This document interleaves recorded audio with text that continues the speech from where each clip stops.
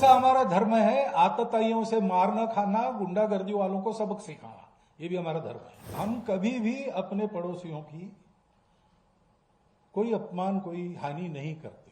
अगर कोई उतर आए बुराई पर तो हमारा दूसरा इलाज क्या है?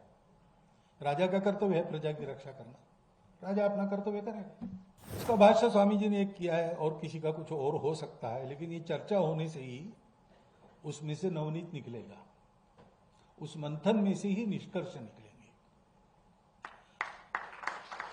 उसकी आवश्यकता है, क्योंकि हमारा अपना जीवन इसके अनुसार नहीं चल रहा।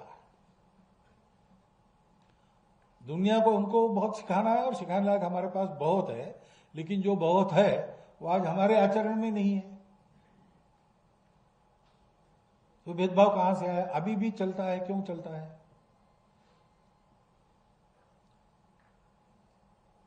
हमारे अस्पष्ट उल्लेख है, अहिंसा ही हमारा स्वभाव है, हमारा मूल्य है अहिंसा।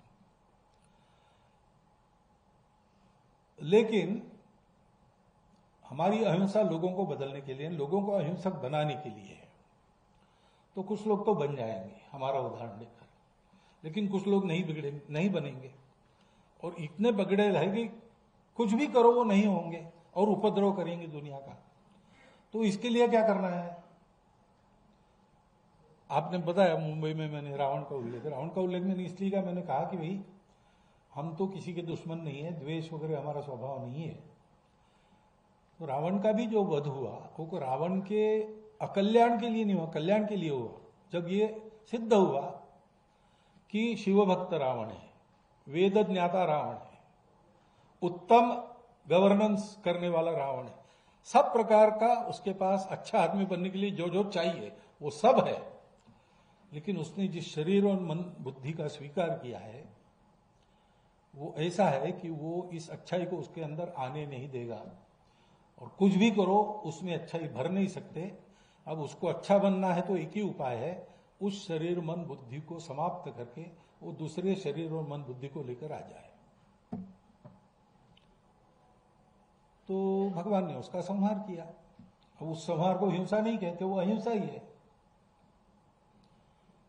तो अहिंसा हमारा धर्म है। आतताइयों से मार न खाना, गुंडागर्दी वालों को सबक सिखाना, ये भी हमारा धर्म है।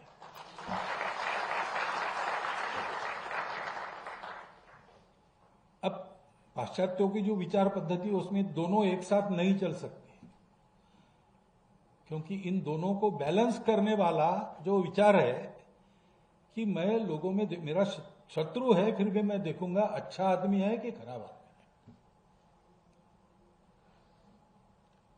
वो बैलेंस नहीं है। शत्रु है या नहीं शत्रु है, वो अच्छा होगा तो भी उसको पूरा मिटा दो। हमारे यहां वो अच्छा है कि नहीं इसको देखते हैं, और कुछ लोगों को थोड़ा दंड देके, कुछ लोगों को ज्यादा दंड देके, कुछ लोगों को दंड दिए बिना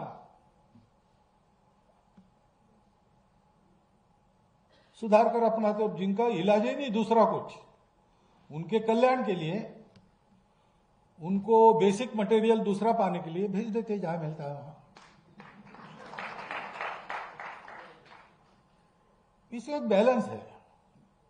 अभी हम कभी भी अपने पड़ोसियों की कोई अपमान, कोई हानि नहीं करते, लेकिन ऐसा हम रहते हैं तो भी अगर कोई उतर आए बुराई पर तो हमारा दूसरा इलाज क्या है? राजा का कर्तव्य है प्रजा की रक्षा करना, राजा अपना कर्तव्य करेगा। दोनों धर्म है। इसलिए गीता में अहिंसा का ही उपदेश है। अहिंसा का उपदेश इसलिए किया कि अर्जुन लड़े और मारे,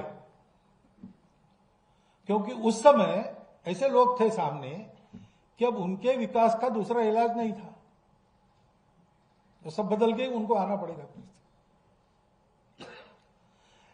ये एक संतुलन रखने वाली भूमिका अपने यहां है, वो संतुलन हम भी भूल गए। ये संतुलन देने वाला धर्म है, धर्म की दृष्टि है हमारे यहां। जैसा बताया 4 पुरुषार्थ है,